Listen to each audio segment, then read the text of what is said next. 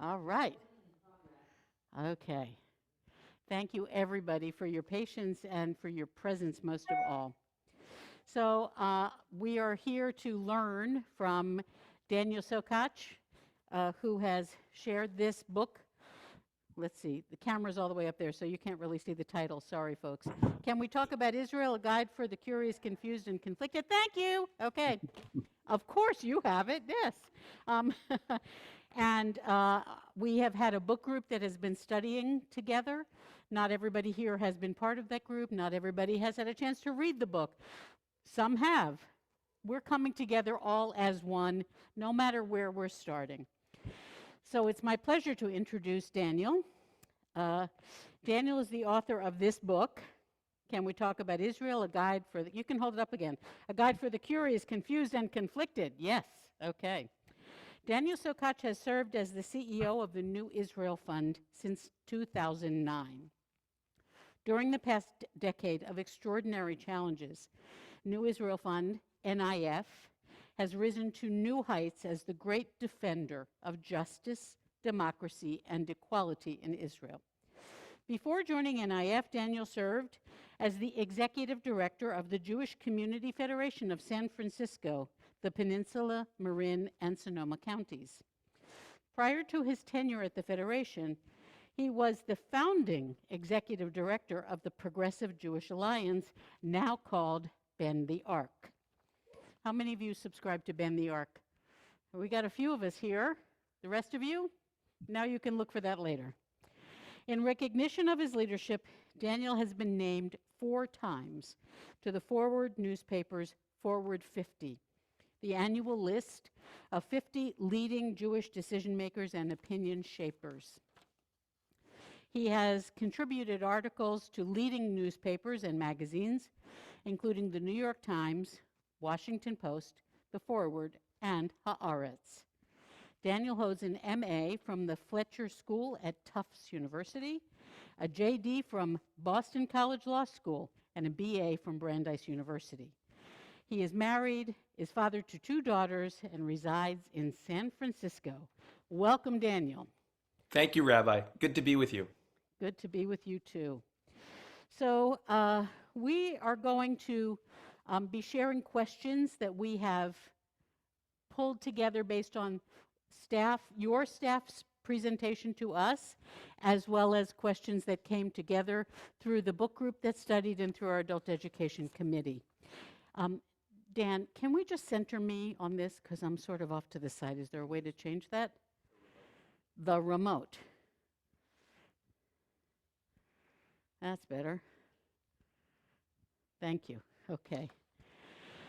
Okay. So I'd like to share with you what the questions are. I'm going to read the whole list first. So this is not identical to the list, Daniel, that your staff prepared. It is an edited list based on questions that came from within our community and what your staff had recommended. Here's the whole list, not so that you're going to answer them all at one time, just so you know what's coming. A number of participants today have read your book, but not all of us. So when we get to your turn, we'd love you to introduce the book to all of us. We'd like to know what are your goals in writing the book and what would it look like if they were accomplished. Our Hebrew school includes parents and a diverse range of opinions among them and beliefs about Israel. So what suggestions would you have for talking and teaching about Israel in our Hebrew school community and within our curriculum? Oh, here's the big one that comes next. Is a 2-state solution still a viable option? Is there another alternative? What would the next chapter in your book be, given the recent election in Israel? Is there a way forward where Israel can remain a democracy with a Jewish majority? Do you support the BDS movement? It does seem like Israel is going to move toward improved conditions for, I'm sorry, I left out an important word. It does not seem like Israel is going to move forward toward improved conditions for Palestinians without outside pressure. Do you have any thoughts about moving things in the right direction? Is there any evidence of work happening in the political realm between Israeli Arabs and Israelis, I would say that would be Jewish Israelis, that could influence humane government policies? In your book, in chapters 20 and 21, you unpack two words, A words you call them, apartheid and anti-Semitism. So we'd like to hear you talk about how and why you approach them and why you think they're so hard for people to talk about. And the final question, number 10, can you talk a little bit about NIF and its goals? Other than supporting NIF, what can a U.S. citizen do who loves Israel and wants to help keep Israel a democracy? So that was just to unpack what is coming up for us. I'll go back to the beginning. Good? Good with that, Daniel?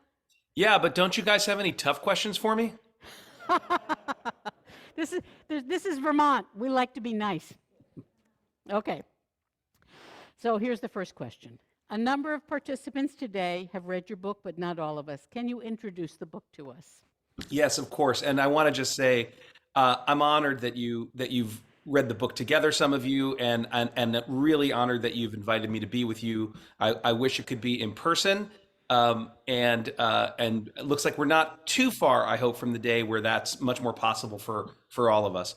But for now, on Zoom, the reason I wrote the book, why don't I start there, right? Rabbi, you read my biography. If you put that in a time frame, it's really the last 20 years of my life. I've been working professionally on 22 years on these issues, and I went to grad school and I lived in Israel for 3 years, which isn't on the bio, during that moment of Oslo. And the reason I wrote the book was because over this period of a quarter century or so that I've been living and breathing this stuff, and maybe even for longer, I fell in love with Israel when I was 16 years old.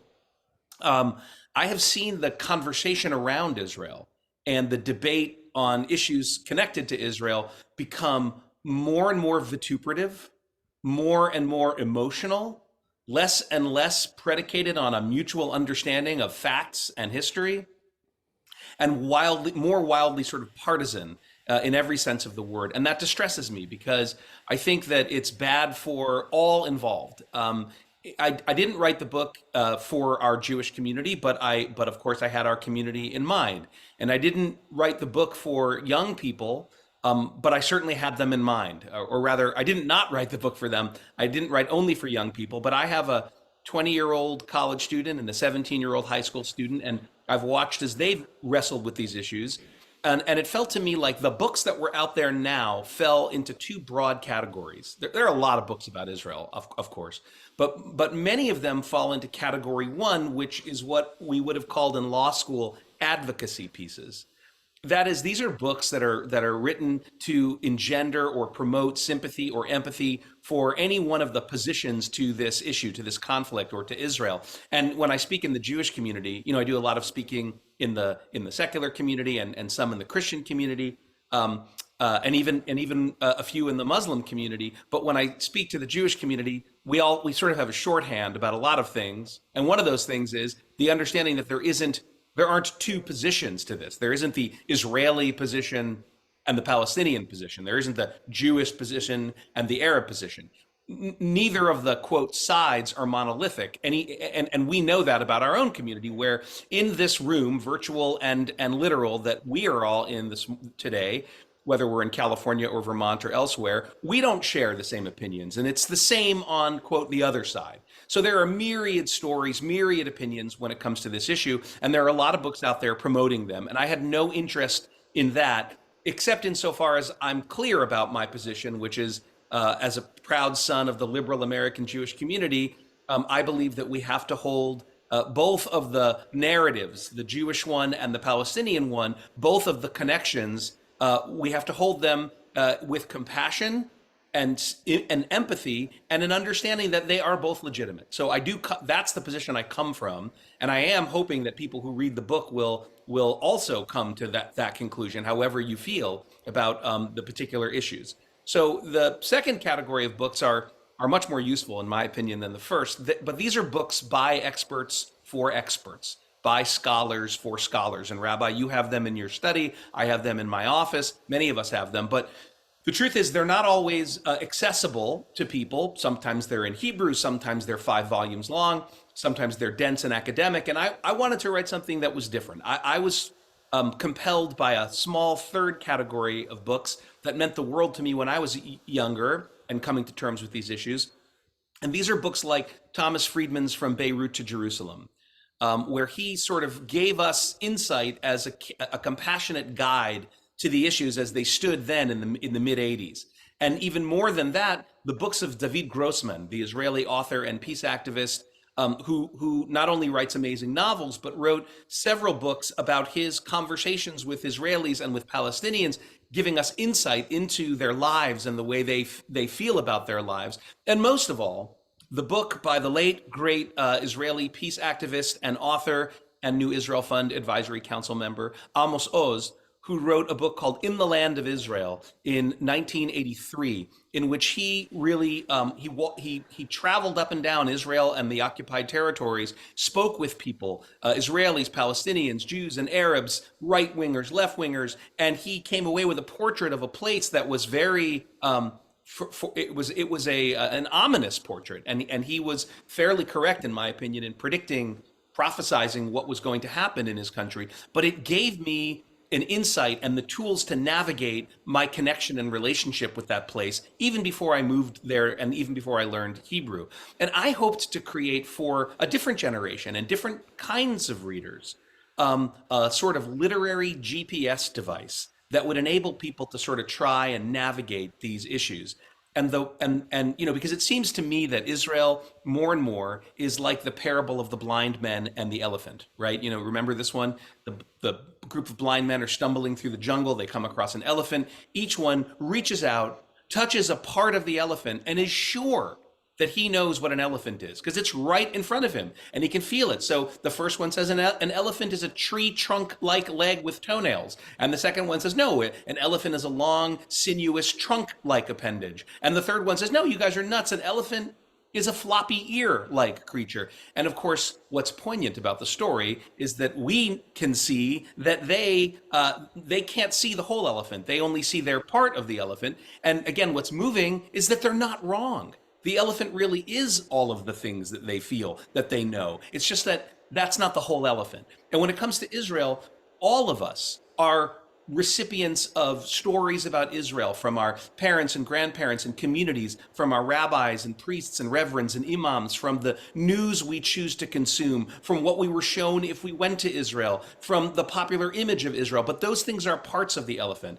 And I wanted this book to try to pull the camera back and help us see the whole elephant and understand that, yes, the part that we know is real, but so are other parts of the elephant. And the last thing I'll say is that the organization of the book was an attempt to try to bring those things, to operationalize those ideas. So I begin the book with the first part, which is really almost 2/3 of the book, which is what I hope is a digestible, understandable, even-handed approach to the history of the place up till now. And one of my favorite things about this writing process has been I love some of the criticisms, because things that are intended as criticisms, I sometimes embrace. I did a podcast with a British podcaster, and he called the book annoyingly even-handed, which I thought was great. And then the New York Times, by the way, gave the book a great review in the Sunday paper. My mother was thrilled, but the reviewer ended it by saying, at the end of the day, the author, it's a great book, but the author doesn't provide solutions, rather only reasons for hope. And I thought, guilty as charged.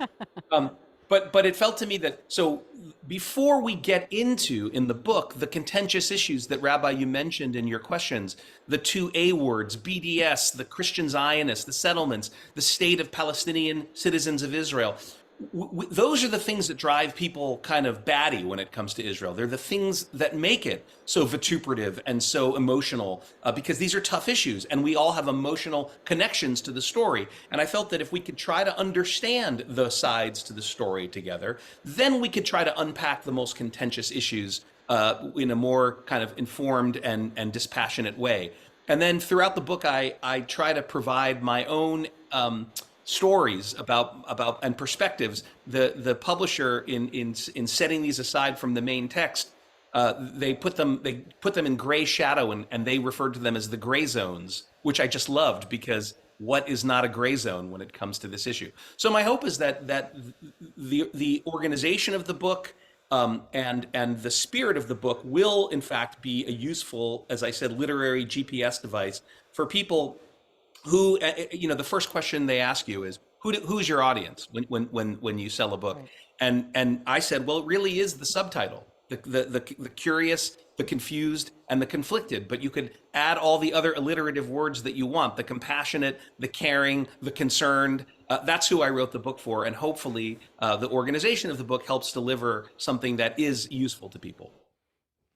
Well, Mazel Tov on being written up in the New York Times. That's a life moment. I can appreciate that on your behalf.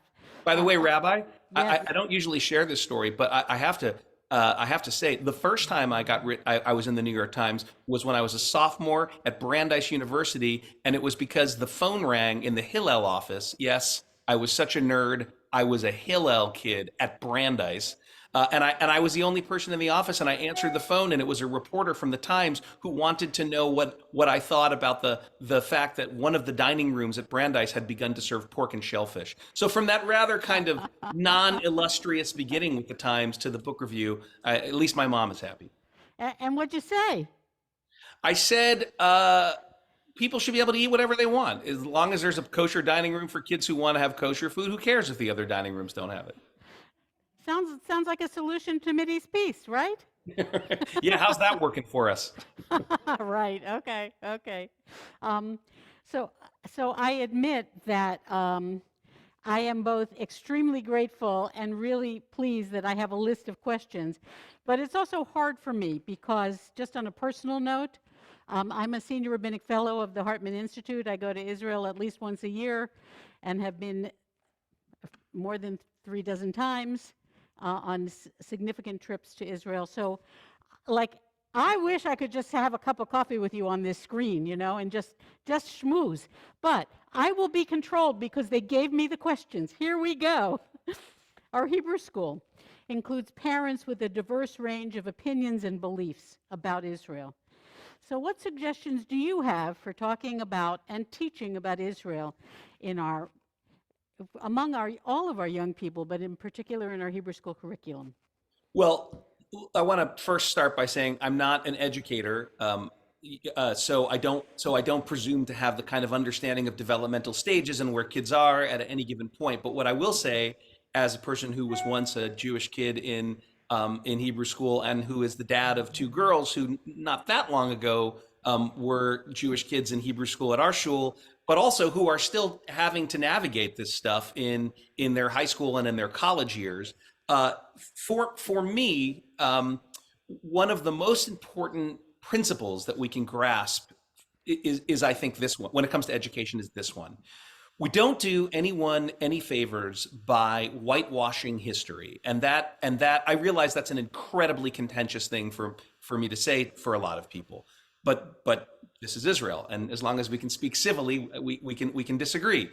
I feel that way about our own country, and we can see this sort of backlash against decades of trying to teach American history in a different way. Right? When my parents were in school, they were sort of taught one thing about the civil rights movement and one thing about they lived the civil rights movement, about the Civil War. There was an American history that I think they would say was radically whitewashed. So to sort of not have to confront some of the uglier and more painful and difficult realities of our country's history.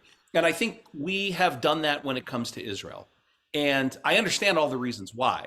But like I said, at the end of the day, I'm not sure we're doing any favors. So for me, Israel, like America, is an idea of a place rather than just a place. And the ideals behind these two ideas are often very beautiful. I would argue some of the most beautiful political ideas human beings ever came up with, because of what they tried to do.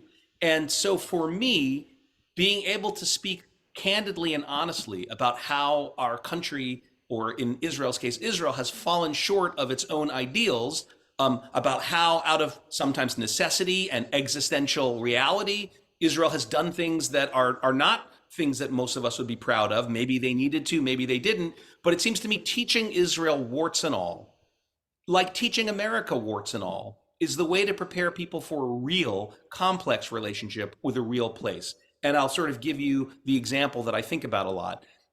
Some of you are familiar with a young people's organization called If Not Now, which came up over the last, I don't know, half a decade. And they're a bunch of young American Jews who really care about Israel, but who don't feel that they were taught, or that American communal organizations, for the most part, offer ways for them to engage realistically and productively with Israel. And their kind of opening line was, "You lied to us." And I think back about Peter Beinart, who wrote in 2010 in the New York Review of Books, an article called "The Failure of the American Jewish Establishment." And on one foot, what Peter's thesis was that American Jews are very liberal. By the way, that's just a fact, right?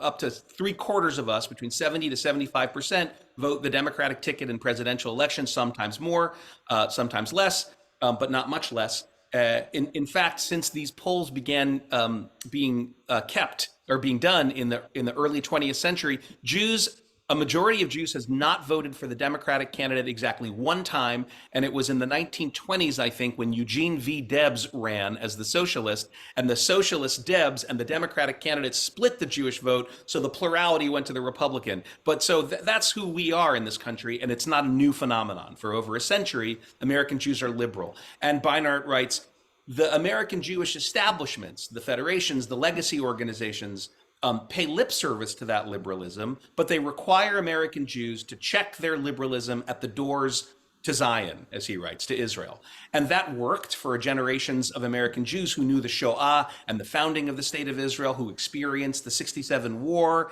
as adults and the 73 war, but doesn't work anymore. And if you ask younger American Jews, and increasingly not young American Jews, to choose between their liberal American Jewish values and worldview and an Israel that is increasingly right-wing, and I think the elections of Tuesday really just sharpened the point that I'm making, right? If we don't equip them to be able to have a fulsome, total understanding or more complete understanding of Israel, then we do a terrible disservice. Because if we whitewash Israel, if we say, look, Israel's basically all the good guys, always right, a little David up against a Goliath, when they learn history, when they see that it's more complicated, we will have a huge problem. And that's where we get the "if not now" issue. And I think all the time about an issue that was prevalent on college campuses when I was in college. Admittedly, at Brandeis, it was a little different. But, people would go to campus in my generation, and they would encounter a protest from a Muslim students organization or some other group. And there would be pictures, terrible, terrible black and white photos of a massacre. And the Jewish student would say, "What's that?" And the protesters would say, "This is Deir Yassin. This is a village outside of Jerusalem. And in 1948, Zionist militants massacred women, children, and old men during the Nakba, the Palestinian catastrophe, which Jews call Israel's War of Independence." And when I was in college, you could look at that and say, well, obviously that's a lie. That's not true. Israel would never do anything like that. And you might live the rest of your life not knowing that what those people were saying was completely true. Well, when my daughter went to college 3 years ago in the midst of COVID, we had our first parents' weekend last weekend. It was the first time in 3 Wow. years they convened people on Wow. campus. But when she sees this, all she has to do is go on to online, and in 10 seconds she can find out that not only is what those people said true, but it's recorded. It's not talked about in most corners of the Jewish community. And what's also not talked about, what she can find if she does a minute's worth of research, is that after Deir Yassin, Jews around the world, including people like Hannah Arendt and Albert Einstein, took full-page ads out of the newspapers condemning the leaders of the militant groups. By the way, they were future prime ministers, Yitzhak Shamir and Menachem Begin. were two militant leaders in those days. They condemned them and called on Jews in Palestine, as it was then, and around the world to reject the violence, and that David Ben Gurion, the George Washington of Israel, after Deir Yassin, moved to crush the Jewish militants, risking an all-out civil war in an effort to bring them under control of what would become the Israeli army, then the Haganah, including ordering a commander of the Palmach to sink a ship bringing Menachem Begin's Irgun militant terror group weapons off the coast of Tel Aviv. That commander was Yitzhak Rabin. So if we told kids the whole story, they could see, well, this is a complex, flawed story, but they'd have a better understanding of at least those early days. But we don't. We want to avoid these uncomfortable truths, and we brush them under the carpet. We teach about cherry tomatoes and making the desert bloom and high tech, and we teach about, David against Goliath, and we don't teach the warts. And so when the kids see them, because they're there, as they are in our own country, they say, you lied to us, I'm walking away. And so that's a long answer to your quick question. I think we all have to try to figure out how, in an age-appropriate way, we're honest. And it seems to me that one thing we can do is to try to return to what Israelis used to teach, which they don't anymore. Ever since the former Prime Minister Naftali Bennett became the education minister under Mr. Netanyahu a decade ago, Israeli textbooks have not had the dual narrative about how both Jews and Arab citizens of Israel are connected to the place. And it seems to me we could do a big favor by beginning to educate our young people by saying this is our homeland, a homeland for the Jewish people. It was the salvation for millions of Jews and a moment of real salvation for the Jewish people, which at the same time displaced people who had been living there for centuries. And those things are both true. And, Amos Oz writes in that book I mentioned, In the Land of Israel, I write about this in my book, that in a way, the justification for Zionism, for Israel, is the justification of a drowning person who swims to a plank in the sea, where there's already somebody clinging to the plank. And by all rights, and by any kind of morality that you want, Oz writes, the drowning man is permitted to swim to the plank and also cling to it, even if it means he has to push the first guy over a little bit to make room for himself. But he doesn't have the right to push the first guy into the sea.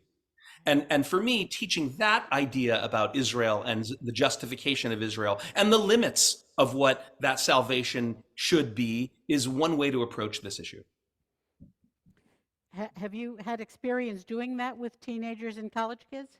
Yes, you may be referring to a story that I write in the book. I do this a lot. It's funny. I never say no to an invitation to talk to high school and college kids. And while I know that's kind of a funny thing for a person who runs a relatively large international organization, I really think it's the most important thing that I can do. And I write in the book about an encounter with some younger kids at my own kids' Jewish summer camp up in the high Sierras in Eastern California near Yosemite. And some years ago, they always have a bunch of shlichim, of madrochim, counselors from Israel who come. And even though they choose smart, liberal kids to go to this camp because it's a very liberal, Jewish summer camp up here in Northern California, there were increasingly tensions and clashes between the Israeli counselors who had just gotten out of the army and these, American, mostly college students from Northern California counselors who have a very different perspective on Israel. And so they asked me to come and sort of see if I could help with the conversations between those two groups. And I readily accepted because it was a good excuse to come out to this beautiful part of California where my girls were every summer. And of course, as happens, all the counselors, once you have, this is not unique to my situation. If you have someone who visits camp as a faculty member and you're a counselor, you try to get them to do as much as they possibly can so you can take a break. And so I would work with these cabins. And one day I was working with this group of 11-year-olds, and we decided to, I thought the fun way to do this, to talk about Israel, would to be to do a quick rush through Jewish history. And they were great. They kind of knew the stories, and we got up to the late 19th, early 20th century, and I was describing the waves of Aliyah to Israel and the reasons for the Zionist movement. And they were right there with me, having a good time. And one 11-year-old boy says, wait a minute, let me see if I get this straight. So it's kind of like My family, we've been on this land for centuries and we farm the land and we don't own it. We pay rent to someone who lives far away, but this is the only place we've ever known. And one day when we return from the fields, he says, this kid, and there he points to the little boy sitting next to him, and his family have moved into half our house. And we say, what are you doing in our house? And they say, well, we come from a country 1,000 miles away, and our village was burned down, and all of our neighbors who were Jewish were murdered, except for us. We escaped, and we had no place to go, because nowhere in the world would take us in, except this place where our great, great, great, great, great, great, great, great grandparents used to live. And so we came here, and they put us in this house. And the kid said to me, is that kind of like what happened when the Jews came from Europe to Palestine? And I said, Brandon, because that was his name, you understand that better than 90% of the grown-ups that I talk to. So I Yeah. do think it's possible, if we're honest, in giving kids the reason to connect with this place without pretending that it's something that it isn't. And understanding their capacity to understand. Yeah, We have to trust that, right? I think so. We would Yep. certainly say that about our own country. Yeah, right. There's so many things that come to mind relative to what you just said, but let's leave that over here in another column and go to this question. Is a two-state solution still a viable option? And is there possibly another alternative? What I like about this session is that because we're doing this the way you all have built the session, we're jumping around in a way that I just want to point out is very interesting for me. It's not usually the way I do these talks, so I'm sort of enjoying. You're keeping me on my toes. Look. I mean, the real honest answer to that question is I don't know, of course, if it's too late for a two-state solution. But the longer answer is. When I was at Brandeis in 1987, I was the co-chair of the Progressive Zionist Caucus. Of course I was, right? And we would walk around with these pins that we ordered from someone in the mail that had this picture, a beautiful sort of pastoral picture, and it said, two peoples, two states, one future. And in 1987 at Brandeis, this is a year before the PLO sort of officially recognized Israel. It would be years more till that really came into place. In 1987 at Brandeis, we were yelled at by people who called us radicals and race traitors and self-haters because we were wearing buttons that were supportive of a two-state solution. Now, if you fast forward to 2022, the two-state solution is the official orthodoxy of the State of Israel, of the Palestinian Authority, of the Arab League, of the United States, of the European Union, of the United Nations, and the Quartet. The entire world says it supports a two-state solution. It says that even as the two of the last three Israeli prime ministers, one who is about to be prime minister again, have said explicitly they are opposed to the two-state solution. It will not happen on their watch. The gap between what they say and the official position of Israel is quite startling, right? Only Yair Lapid over the last 14 years, the outgoing prime minister, has said, that's our position and that's what I believe in. Mr. Bennett and Mr. Netanyahu reject it. Nonetheless, it's the official orthodoxy of the whole world that that's how this thing should end. Now, do I think it's still possible? Look, in my opinion, the biggest obstacle to getting to a two-state solution is not a lack of political creativity, right? In 2000, in Taba, the last time the peace negotiators met seriously in the Oslo era, the end of the Oslo era, they came within striking distance of what was put forward in what was called then the Clinton parameters. They came close to agreement on almost all the major issues. They gave one of the most poignant press releases in the history of this struggle. I write about this in the book, saying, we're almost there. These were the official teams of the PA and of the Israeli government under Ehud Barak. We're almost there. They said, Israel's going into an election. We're going to pause. We believe we can finish this thing once Israel's done with its election cycle. That election brought Ariel Sharon to the fore. The second intifada was already beginning. It began to rage. Arafat decided to ride the tiger of the second intifada, and that was the end of that. But in Oslo, or rather at Taba on the Egyptian-Israeli border at that moment in 2000, you could see the contours of the two-state solution shimmering into view. And so the ideas are still there. It is true there are now 700,000 Jewish Israeli civilians living in settlements built in violation of the Geneva Convention and international law in the West Bank and in annexed parts of East Jerusalem. But even then, over 80% of the settlers in those settlements live in settlements that are very close to the border of Israel. And in those peace talks, they talked about appending those settlements to Israel in exchange for a commensurate amount of territory that would be carved out of the Arava and Negev desert and given to a new Palestinian authority. The Israelis over that time have put almost 750,000 civilians in the Palestinian territory that was meant to be a state.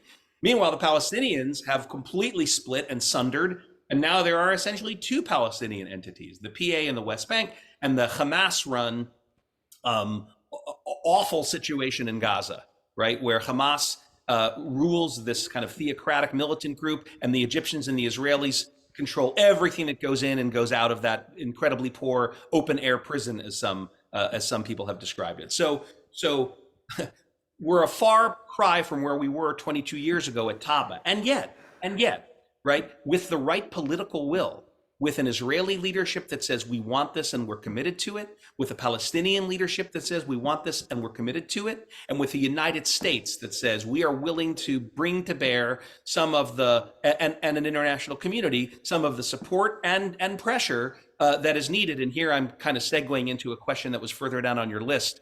And if I have your permission, I'll just deal with it right now. Absolutely. Go right ahead. So if those things were brought to bear, who knows what would happen, right? I wrote a paper at the Fletcher School in grad school, which seemed deceptively simple or even simplistic at the time, but I think it was right, called the Rule of Three.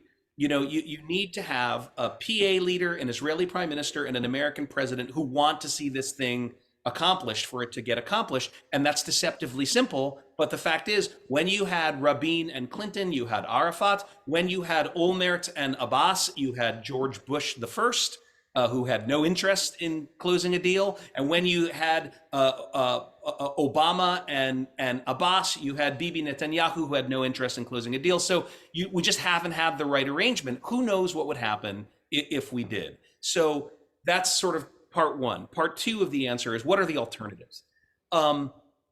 My friend Peter Beinart, who wrote that article I mentioned back in 2010, wrote an article more recently in the Times where he said he was no longer a supporter of the two-state solution. He supported one democratic state for everybody. And while that sounds very nice to many of us, especially those of us who are Americans, you know, my feeling is it's not particularly realistic at this point in time.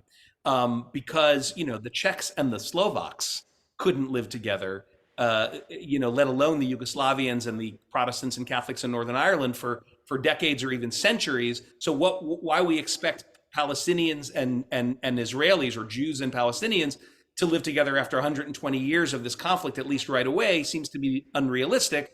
But my feeling is, I personally would be supportive of whatever the majority of over there. Following things are held into consideration. One, the individual rights of every single person who lives in that territory between the river and the sea to live lives of dignity with their human and civic rights respected in some semblance of a democracy, or some version of a democracy, I should say, with their collective rights also respected. That is to say, Jews have a right to be able to have a country where there's a flourishing Hebrew press and Jewish culture. They have one right now, and Palestinians have the same right. So the political arrangement that one could come upon, you know, there are more than one way to achieve that kind of a thing. And one of the things New Israel Fund has put some funding into in recent years are some creative attempts to try to build a new model of what that might look like. One organization is called Eretz Lekulam, a land for everybody. And some of the leaders of this movement are former peace negotiators from the Israeli and Palestinian team. And they imagine what they call a confederated model. Maybe Switzerland is the best example, where there could be cantons or other political divisions that would allow people to live where they wanted in the country, but sort of belong to one of the polities which would work together in some kind of confederation model. Is this realistic? Who knows? Is it a reasonable, respectful idea that checks all the boxes that I said a moment ago? It is. So, we live in a moment where the Overton window. Are you familiar with this phrase? It's one of those things no one said before 2 years ago. Now everybody talks about it all the time. But the Overton window refers to the notion that you can move things into the mainstream that seemed radical, that you can take ideas that once were radical, and by sort of introducing them in certain ways, you move the window of what's acceptable to a more extreme position, right? So we've seen that in our country, God knows. And we've seen it in Israel. The results were in Tuesday's election, where the kinds of people who now make up the third largest party in the Knesset were once under Shamir, the guy I mentioned earlier, who used to be a terrorist leader. When he was the leader of the Likud, they were banned from running in the Knesset, followers of Meir Kahane, Jewish proto-fascists. And when they would get up to speak before they were banned, Shamir and his Likud would turn their backs and walk out of the forum. That's what the right-wing party in Israel used to do when Jewish autocrats and neo-fascists would get up to speak. And now they're the third largest party in the Knesset. And we have our own version of that over here, of course. Well, I'm all for trying to support those Israelis and Palestinians who want to move that Overton window in the other way. So supporting things like Eretz L'Kulam, we think, can try to help introduce ideas that might find some traction. And by supporting people who are creative but realistically so, we hope that we can expand the idea of what's possible. The last point, which is about the other question, about pressure. I would like to recommend to everybody who is interested in this a book by a guy called Nathan Thrall, Thrall. You can also find long form articles, maybe in the New York Times Magazine or the New Yorker. I can't remember where it appeared, but if you Google, you'll find it.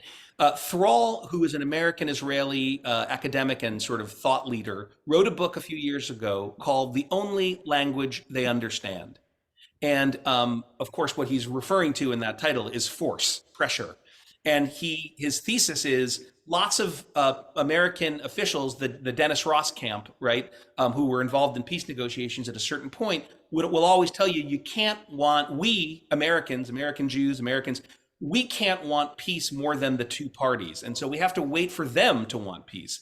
And Thrall says, each of those, the Israelis and the Palestinians, each say, look, the only language that other side understands is force. And the American position has been, and therefore we can't get anywhere. Thrall's position is, they're absolutely right. The only thing that has ever moved either party in any way in this conflict is force, whether it's diplomatic, economic, military, propaganda, whatever it is, he says, force has been the thing. It was force, obviously, that determines who's going to win what war. It was Eisenhower telling Ben-Gurion and the Brits and the French to get out of the Sinai in 56 that forced them out of the Sinai, right? It was Ariel Sharon's, right, push into the capital of Lebanon, Beirut, which threw Arafat and his people, forced them to Tunis. And then it was the Arab Street during the first Intifada, which, as you'll remember, was a non-lethal Intifada, where they threw rocks and Molotov cocktails sometimes, but mostly they demonstrated in protested, and they said, we want two states. They recognized Israel's existence, and that forced Arafat a year later, as I mentioned earlier in our talk, in 1988, to recognize the right of Israel to exist, and forced him ultimately to the Oslo peace table because he realized he was losing his grip on the Palestinian polity, just as Menachem Begin was pushed and forced by Jimmy Carter to come to terms with Anwar Sadat, and Arafat was pushed by Bill Clinton to come to terms with Rabin. So I think this question of outside pressure is a great one. I don't usually get it, and I absolutely believe that absent this kind of pressure, you need my rule of three. I would amend now, having run NIF for 13 years this month, by the way. I would amend it by saying, look, you need a strong civil society, a grassroots society. I guess this gets to the roots of what NIF does, right? We're the home base for civil society in Israel. Haaretz wrote in 2011 that virtually no progressive-minded civil society organization that works on women's rights or gay rights or the environment or peace or Arab minority rights or civil rights, that virtually no organization like this in Israel exists today that doesn't owe its existence to NIF. And we're very proud of that designation because NIF was created to found civil society in Israel.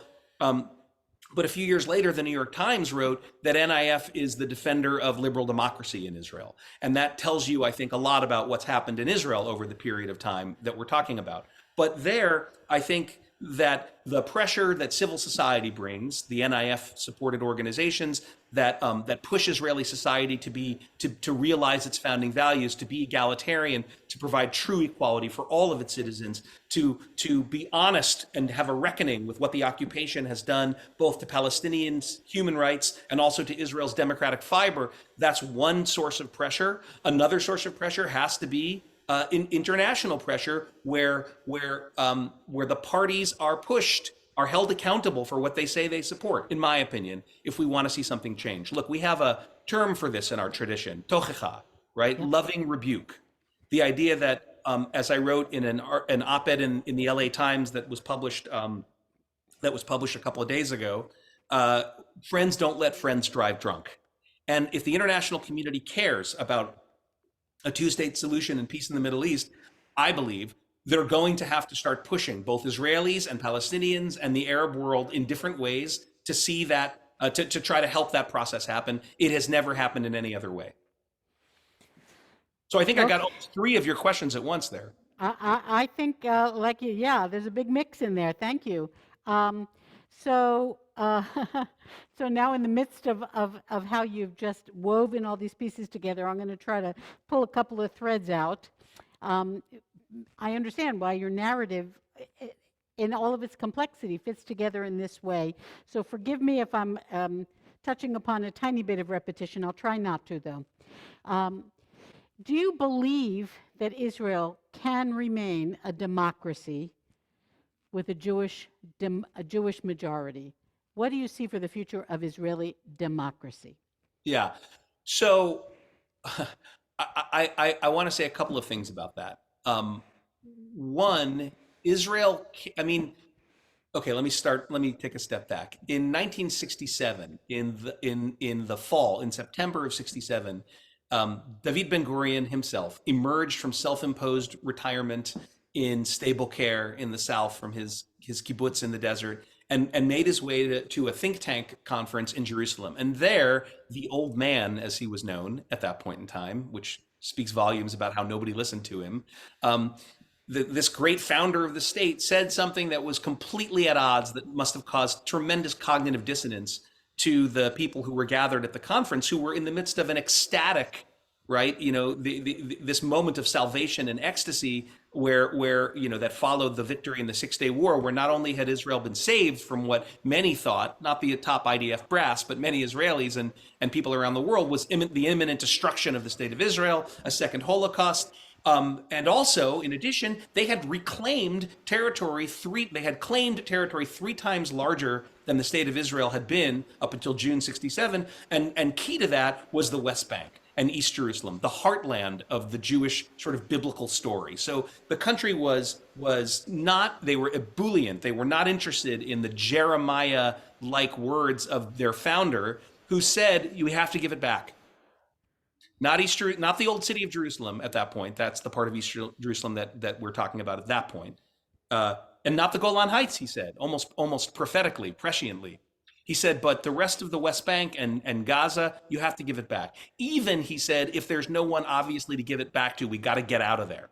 Because, he said, and I call this Ben-Gurion's triangle. He never said that. That's my characterization. He said, and this is a man who was brutal in the pursuit of Israel's independence and Jewish salvation. But he said in 67, look, if we keep this land and the people in it, we will, and we want to remain a Jewish state, we will no longer be a democracy.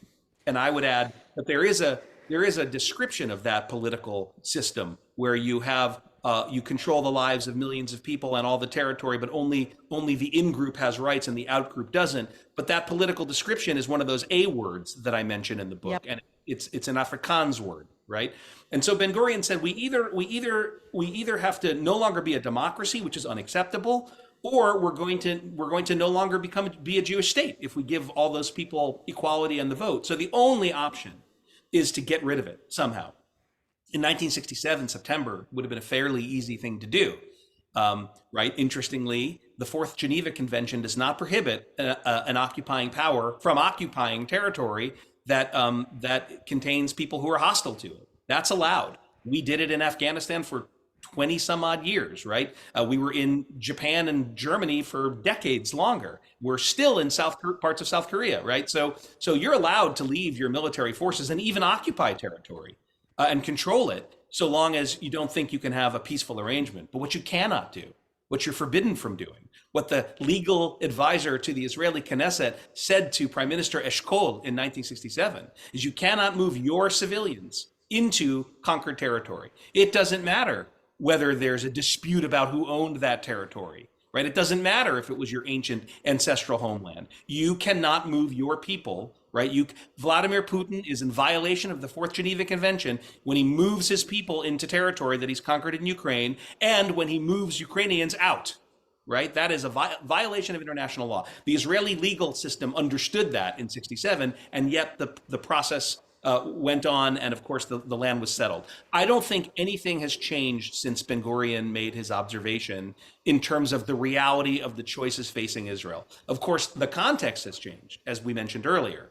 So where this, where I come down to this, it's kind of related to the two-state solution question, as you know, right? I don't think Israel can evolve as a real democracy if it continues to control the lives of millions of people. And there are plenty of people who have sort of caught on, and now, starting with Israeli human rights organizations and now international human rights organizations, are saying that what Israel is doing in the West Bank fits the designation of the international crime against humanity that is called apartheid, right? Which has three elements. You build a system that privileges one group over another.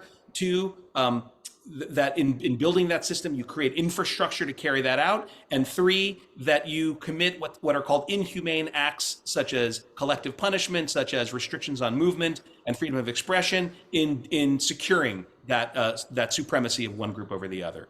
And the leading human rights lawyer in Israel, Michael Svard, has said, according to international law, we are committing the crime of apartheid in the West Bank.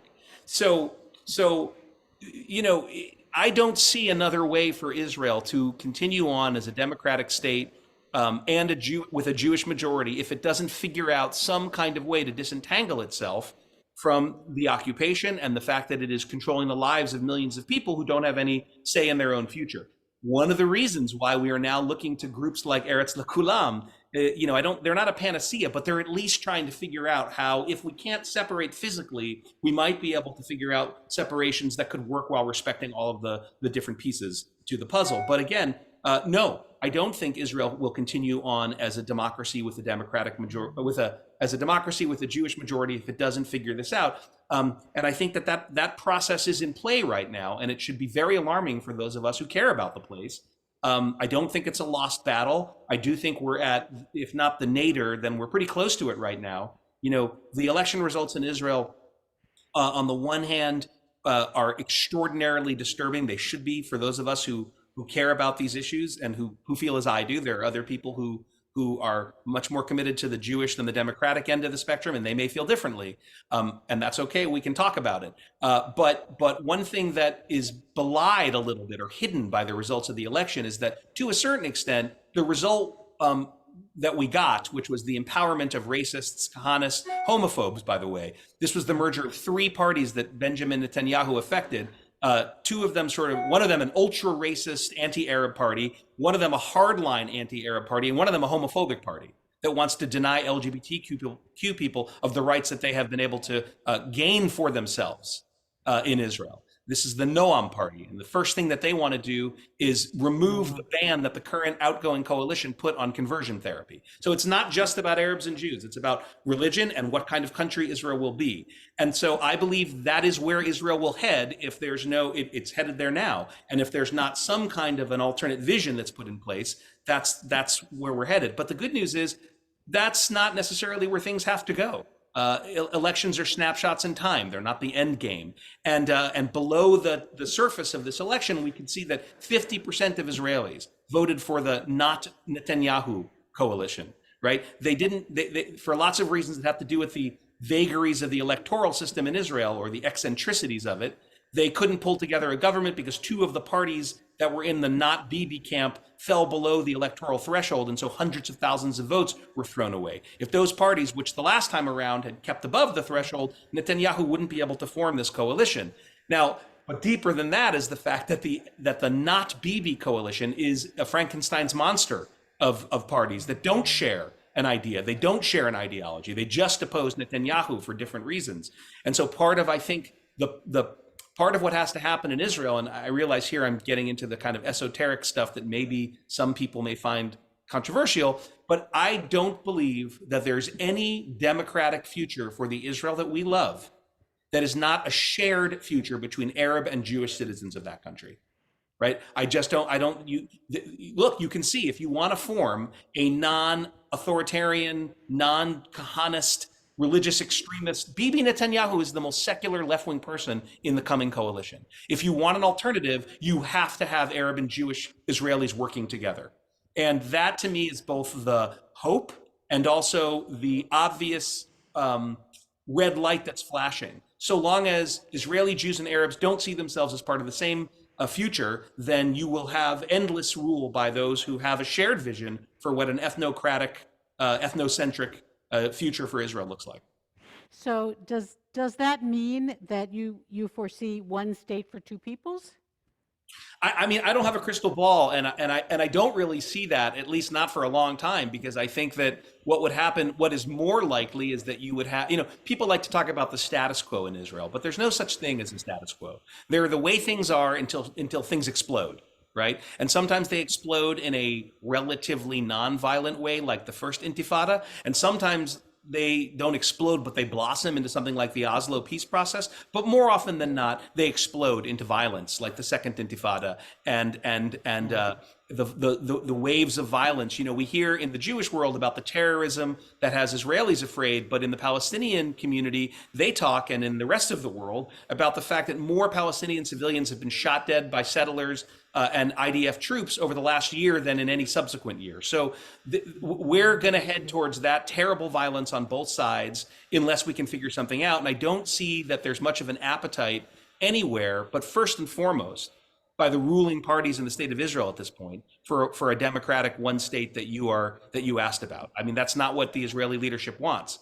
Naftali Bennett, who was until recently the prime minister, his idea was what he called permanent autonomy for the Palestinian residents of the West Bank, right? He called it turbocharged autonomy, where they'd have great economic benefits, but they would basically be relegated to where they're relegated now, surrounded and controlled by an Israel that would annex the territory, and those people would never get the vote.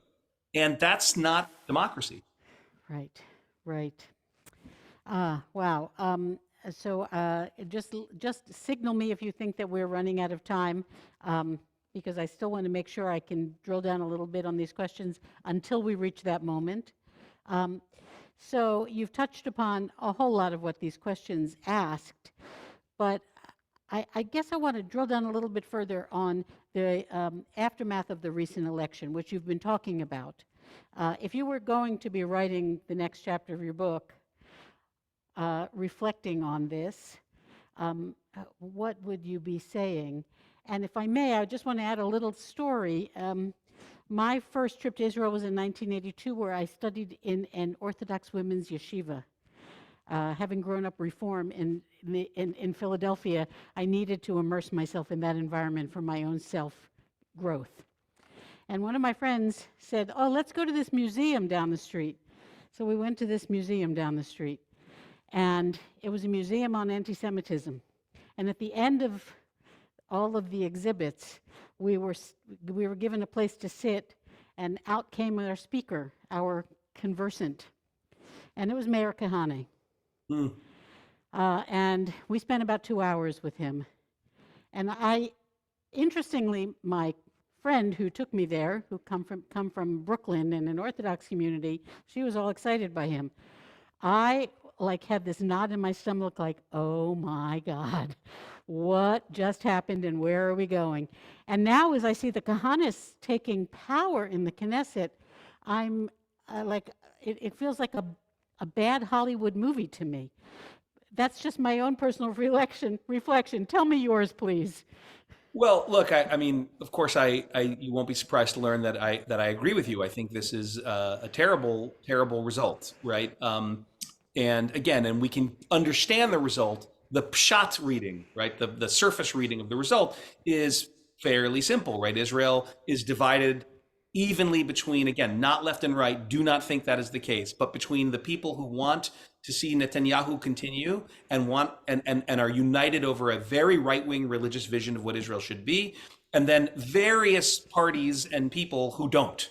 And some of them are left wingers, some of them are liberal Democrats, some of them are Arab nationalists, some of them are right wingers who just hate Bibi's corruption, some of them are right wingers who just hate Bibi, some of them are centrists who just want everything to calm down. So that's not a ideologically cohesive bloc, but it is half the country. So look, maybe I'm combining questions again, but if It's I were okay. for the second edition of the book, the paperback just came out this a couple of weeks ago. But for the second edition of the book, I will now say there are three things I would do differently or I would add. One of them would be another chapter in part one, which ends with Netanyahu being ushered out of office a year and a half ago. I will betray my age. I have daughters. This is going to sound like a gendered comment. It's just a reflection of my daughters. They never wanted to watch any of the Star Wars movies that came out since the original ones came out in the 70s. But I was a kid who watched those. So I would call that next chapter of my book, The Empire Strikes Back, or something to that effect, about and describing the dynamics that underlie the change that we saw in Israel, which again is both when it comes to the, as we just discussed, the politics are kind of understandable and maybe not all that scary, but the result is something very scary, right? Which is the empowerment of the Kahanists and the homophobes. So that's thing number one. And of course I'm upset about it, but I don't, I this is going to sound, well, I don't know how it's going to sound. I'll just tell you. Has it, when I feel blue and depressed about things, I think about Taylor Branch's magnificent 3-volume history of the civil rights movement, which collectively are called America in the King Years, which I highly recommend. They came out maybe in the 80s or 90s, I'm guessing. And by the way, the first volume is called Parting the Waters, and the second one A Pillar of Fire, and the third one At Canaan's Edge. So how's that for resonance? But what the reason I mention it is the first 150, 200 pages of the first book of the trilogy, we meet people I had never heard of. We hear stories about people whose names I did not know. And these are people, black folks in the South and white and black folks in the North, who from the very end of the Civil War in 1865, through Reconstruction, through the collapse of Reconstruction, through Jim Crow and segregation, up until the point where Rosa Parks refuses to get up on that bus, or at least until the point where Thurgood Marshall argues Brown v. Board, they toiled in total obscurity, preparing the ground for what would come, and they had no idea that they would ever see they couldn't imagine Rosa Parks and Martin Luther King, let alone Barack Obama and Kamala Harris and Justice Jackson, right? They didn't expect in their lifetimes that they would see the change, but they knew that they had to work to prepare the way for that change. And I take great inspiration from those people. I lived in Israel during Oslo. I was a young man. I thought for sure this is the denouement of Jewish history. I went to grad school to study this stuff. Maybe even 13 years ago when I took the helm at NIF, I must have thought on some level, I get to see this, I get to be part of the story and see the end. Well, I don't think that anymore, and it is sad, but it occurs to me that I need to try to emulate those people in the Taylor Branch history of the civil rights movement, because that's also in our tradition, right? Lo alecha hamlicha ligmor. Like it's my own chutzpah and hubris that I grew up thinking I'm going to get to be around to see this thing resolve and Israel live in peace and security as a liberal democratic state next to a thriving, happy democratic Palestine. Well, I don't think that's going to happen in my lifetime anymore. I hope in my girl's lifetime. But I know that my job is to stand with those Israelis, Arab and Jews, who are preparing the ground for when that change happens. So that's my long answer to your Kahana. Are you freaked out? Yes, I'm freaked out. But I try to remember that this is a marathon or maybe a relay race and not a sprint. But the other two things I would change in the book after that dramatic ending, this is a little anticlimactic maybe. In addition to bringing the book up to the contemporary situation we're in, there are two other things I would do. One, I would I'm sometimes asked, what do you wish you had done differently? And the one thing I wish I had done differently in the book is spend more time with the Haredim, because I think it's important. I mean, I touch on them, I talk about them a bit, but I think that an understanding of what's happening in that community is going to become increasingly important to us. And the reason I say that is because the demographics of the Haredi community are growing and growing and growing faster than Israeli Arabs, faster than secular Jews. And also because something very interesting and a little ominous, but maybe with some seeds of hope, is happening too. On the edges of the Haredi community, the border between the national religious and let's call it the Kahanist camp and the Haredi camp is becoming more and more porous. And Itamar Ben Gvir, the number two in the religious Zionism party and the most popular figure in that party, a guy who first came to people's minds when in 1995, 3 weeks before the assassination of Rabin in Israel, a band of right-wing thugs surrounded Rabin's official state car and tore the hood ornament off of them. And one of them held it up to the TV cameras and said, "We got his car, next we'll get him." 3 weeks later, he was murdered. That person was Itamar Ben Gvir, who is now going to be a senior minister in the coming government. A guy so radical, the army would not let him serve as a young man. So on the one hand, you've got the border. One of the reasons he did as well as he did in this election is because young Haredi kids voted for him. Wow. That's what they think. We'll find out more as we learn more. They believe that they ignored the Rebbes who told them you vote Shas or you vote United Torah Judaism for whoever we tell you, and some of them went and voted for him. But the flip side of that is that NIF supports what we call the Haredim Chadashim. These are organizations of young Haredi people, many of them are women, who are mobilizing within their community. They say, we choose to live like this, but we don't want to live in an autocratic, right-wing, patriarchal society. We want rights as women, and we want actually not to be a politically, uniform group. Some of us believe that we choose to live this way, and LGBTQ Israelis must be protected in their right to choose the way they live. So there's some hope in the change of the Haredi community, and in the next edition of the book, I'll write more about it. And then the last thing I'll say that I would like to add to the book now, and this is a terrible thing, this is the most depressing thing, even more to me than the government in Israel, is that in the year and a half since the book, since I sent the manuscript in, or the situation and surrounding anti-Semitism in our country has continued to take turns and grow in ways that I couldn't have imagined 4 years ago, 3 years ago when I started writing the book. And the way in which Israel ties into this is really important for us to untangle and understand if we're going to have the right kind of response to what, in my opinion, is a terrifying rise of virulent, violent anti-Semitism, where our Jewish communal establishment organizations spend too much, in my opinion, of their time looking for anti-Semitism amongst harsh criticism of Israel, where you sometimes find it. But it isn't critics of Israel on college campuses who are walking into our synagogues in Poway, California, or Pittsburgh, Pennsylvania, and murdering us. And it's not those people who are marching in Charlottesville saying Jews will not replace us. And that's not who Kanye is tweeting about when his supporters on the 405 freeway in LA have signs saying Kanye was right with swastika armbands. And so I would want to try to explore in the book, in the next edition, this kind of terrible conflation that's happening that I fear distracts our community away from a necessary response to a rising threat. Thank you. Just for the members of our congregation who are here in person and online, I will mention that I spoke about this yesterday on Shabbat, so that's a commercial. This is where you get to talk about these things. And after the service, so we had some animated conversation during the service, but I was mindful of time as need to be every time we're having a Shabbat service. So afterwards, I said to somebody who had been here, I'm sorry it went on so long, because I was concerned because people get antsy if they don't get to leave by a certain time. And two people standing there said, I could have gone on for much longer. Which tells me the hunger for this, the need for this is so powerful. So this is my invitation to everybody here from our community for us to continue to find ways to have that conversation, because people are very concerned, confused, and New Jersey just a couple of days ago, all of the synagogues in New Jersey went on lockdown. That's pretty darn scary.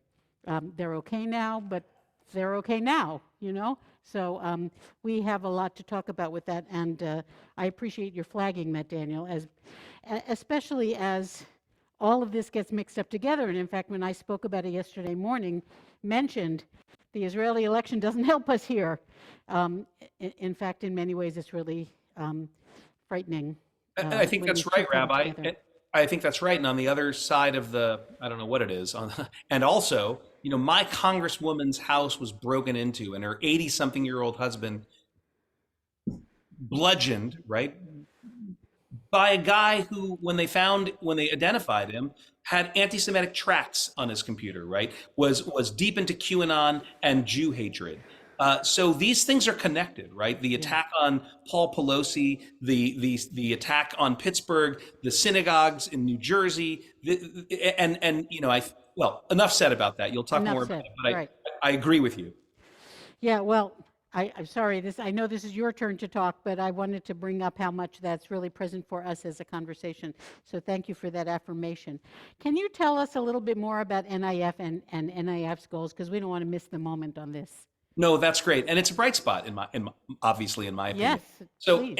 NIF was created in 1979 by, and I think when we're wrapping up, I think my colleague Jasmine will say a bit more. But the quick history of NIF, it was created by a small group of progressive Jews here in San Francisco, actually, where I am, and their friends in Israel, who felt that the then extant ways of engaging with Israel were insufficient. They didn't want to just write a check to the Federation or the UJA or the art museum or the hospital.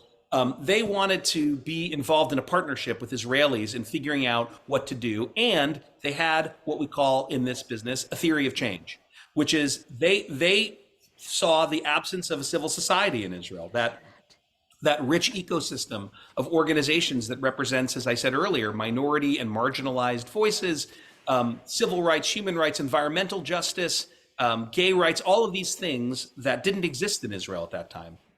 And so NIF set out to build that infrastructure, which, as I mentioned, Haaretz wrote that nice description of us being able to do. So the first rape crisis centers, the first LGBTQ centers, the first civil and human rights groups, with the exception of the Association of Civil Rights in Israel, which is still our flagship grantee, which opened up a year before NIF did.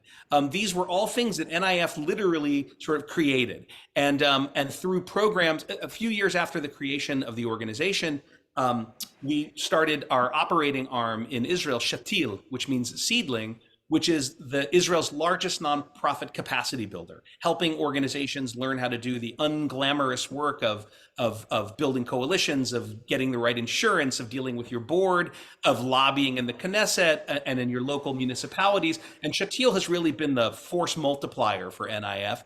And in addition, we've run a number of really innovative programs. One that currently gets a lot of love in Israel and has been emulated outside of Israel is called Kick the Racism Out of Soccer. Soccer is the national sport in Israel, and we have worked with the Israeli Soccer League to address the problem of racism in soccer as a microcosm in the larger society and create role models for kids of soccer stars who are embracing their Arab and Jewish players, et cetera.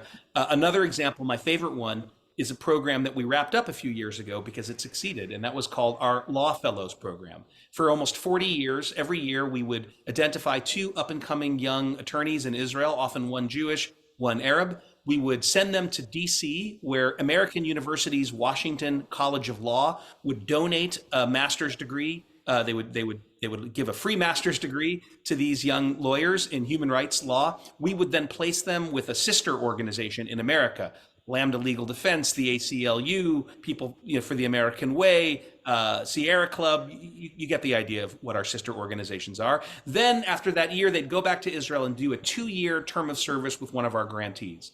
And over the course of the existence of this program, these lawyers formed the civil rights bar in the state of Israel. And virtually every significant piece of impact litigation that has gone to the High Court of Justice and expanded rights or challenged government overreach has been brought by one of these NIF trained lawyers and one of these NIF funded organizations. From the case early on that demanded that the Air Force allow women to become pilots. That's an NIF Law Fellows case. A successful case brought by Netta Ziv, a former board member of NIF and the head of clinical studies at the University of Tel Aviv Law School, to the case that required that the Association for Civil Rights in Israel and Adala, leading Arab Israeli civil rights group, required that the army reroute the route of the security barrier. The petitioner said, we're not arguing. If the army says there needs to be a separation barrier to keep terrorists out, then we're not arguing with their wisdom. We are saying that the route separates Palestinians from their farmland, divides Palestinian villages in two, and seems aimed to dispossess people of their land. And the High Court of Justice said, you're right, you have to reroute it.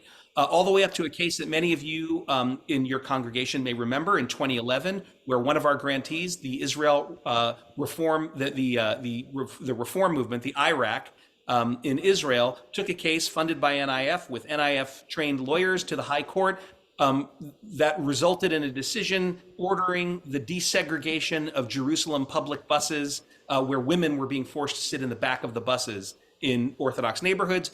To the last example I'll give, segregation in an all-girls, ultra-Orthodox school where our folks brought a case. The High Court ordered that the classrooms be desegregated. And if we were live, I would play a parlor game to see if you could guess the manner of the segregation that was happening in this all-girls, ultra-Orthodox school. But since we can't see each other, I'll just tell you, Mizrahi girls were forced into classrooms, different classrooms than Ashkenazi girls. It was thought that the presence of Mizrahi, Sephardic little Jewish girls would somehow corrupt the ability of the superior Ashkenazi girls to be able to learn. And the High Court of Justice struck that down. There were ultra-Orthodox protests against NIF in the streets of Israel after that one, but we're proud of those things. So that's NIF in a little bit more than a nutshell.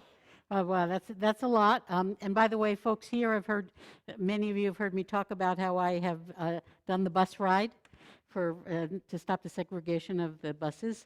Thank you, Rabbi. I'll do it again if you ask me to. So, besides buying the book, what can we do to support your work to advance democracy in Israel? Well, thank you for that softball. Look, obviously, you know I'm going to say this, but when I graduated from Brandeis in 1990, I looked around for ways to get involved the way I had been so fortunate to be involved in college, and ultimately found the New Generations Project of the New Israel Fund, which is our sort of young adult involvement group. So for me, NIF has been, and for my family, it's been in our lives for decades before I became the CEO. It was our way of contributing to the great project of building Israel into the kind of country that we can all be proud of. And so if what I'm saying is compelling to you, if you like the book, then by all means become a supporter of the New Israel Fund. It's a great way to engage. We do trips to Israel where you get to see the civil rights movement up close. I get into these crazy arguments with consuls general and Israeli ambassadors who say, why don't you show the good side of Israel? And I say, what are you talking about? The civil rights movement, the gay rights movement, these Bedouin who are working for their rights, that is the good side of Israel. You just want me to say nice things about what the government of Israel is doing, but that's not my job, and it's not my job in America either. I support those people who are working to realize those values, and NIF is a way to do that. The other thing I would suggest is less organizationally self-serving, and it is to do, I know this is hard and there's a maelstrom of information out there, but there are some really good ways to keep informed about what's happening in Israel. And if you really want to see the best coverage and best journalism coming out of Israel in English, it is so worth it to pay the couple of bucks a month to get through the paywall at Haaretz, right? Israel's leading daily newspaper. It's a liberal editorial bent, but its coverage is unparalleled. And it's really, really excellent. So I would suggest that for other people who care about this and who feel compelled to get more involved, read the news daily on Haaretz. The website is good and easily navigable. If you don't want to do Haaretz, there are other great sources out there. 972 Plus is an online magazine of sort of alternative coverage and news about Israel.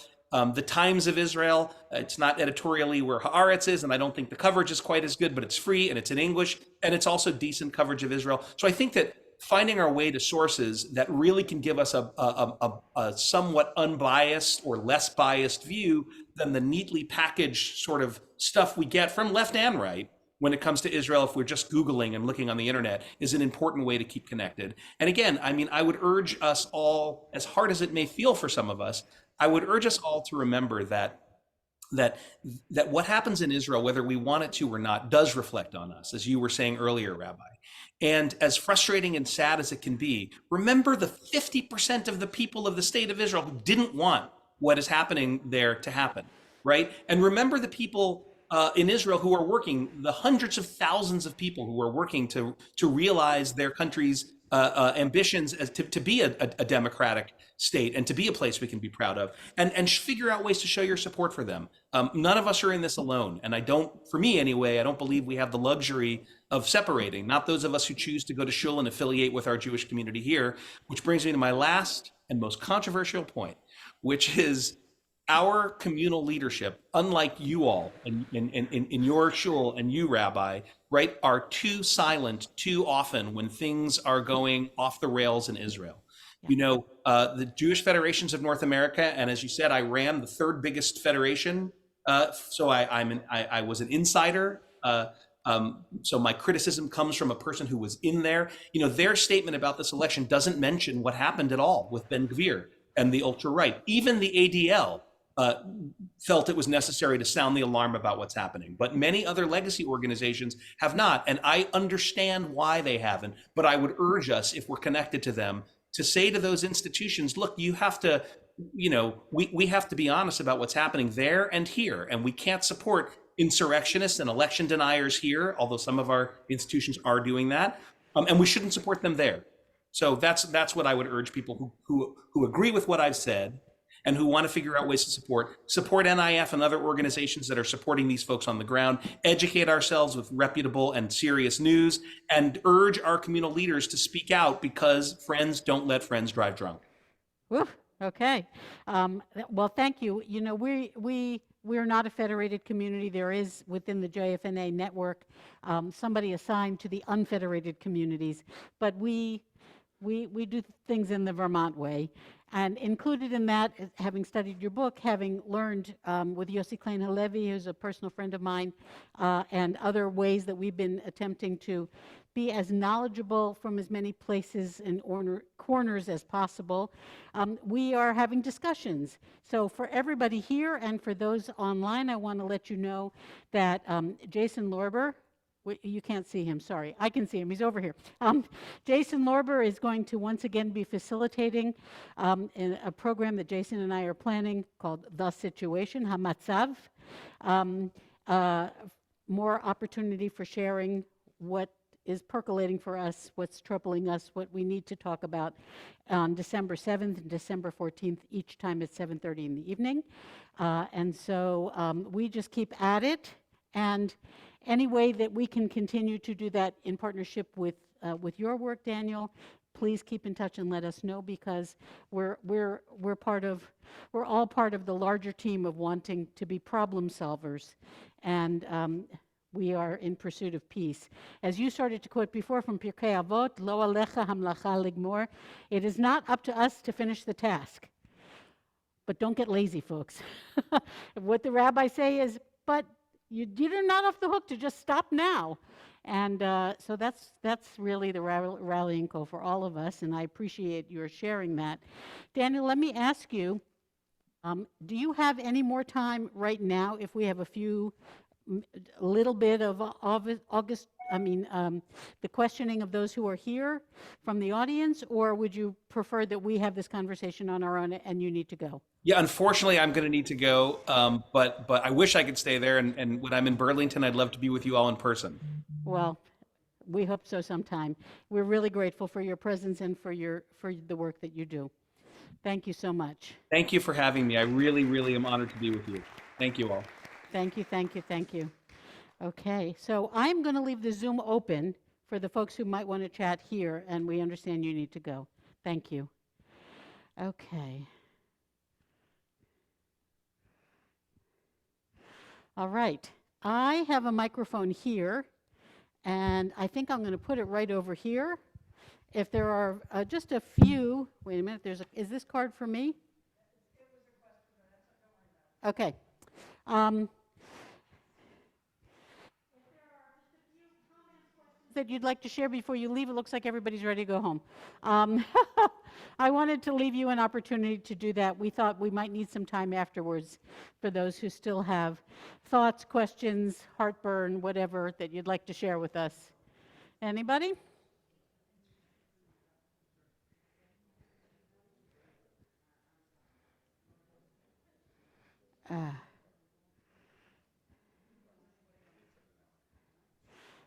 So shall I take it that we're tired?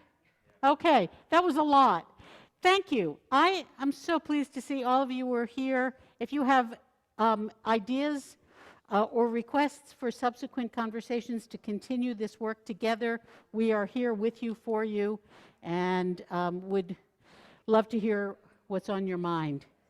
So I will also be sharing the list of participants with the NIF staff, so they can also continue to share with us resources, and you can opt in or out as you wish, and we're grateful for that. Thank you, Yasmin. Did you want to say something? There you go. 1 second, I have to change the settings so you can do No, that. I got Go it. ahead. You did it. Sorry, I got kicked off right at the end there. So I don't know what you just said, Rabbi. But I just wanted to I'm from what I heard at the end, I think you already said what I intended to say was just to say thank you to you, and thank you to the community at Ohavi Zedek. And you know, as I think Daniel mentioned, I'm the regional director for NIF in New England, and for us, it's really, really exciting to be a part of this conversation with you all and among you all. And I'm really glad to hear that you'll continue it. Thank you. And I hope that you found so far the discussion engaging and informative, particularly during this difficult time. As you heard from Daniel's, our values are what ground us as an organization and also give us fuel to keep going. So if you'd Thank like you. to learn more about NIF or contribute to this important work and support activists and the future leaders who will keep promoting those values of democracy and equality and justice, even during these challenging times, you know, put your information in our sign-up sheet, physical sign-up sheet in the room, or our digital sign-up sheet, excuse me. Thank you. Where are you located, Yasmin? I am based out of Boston.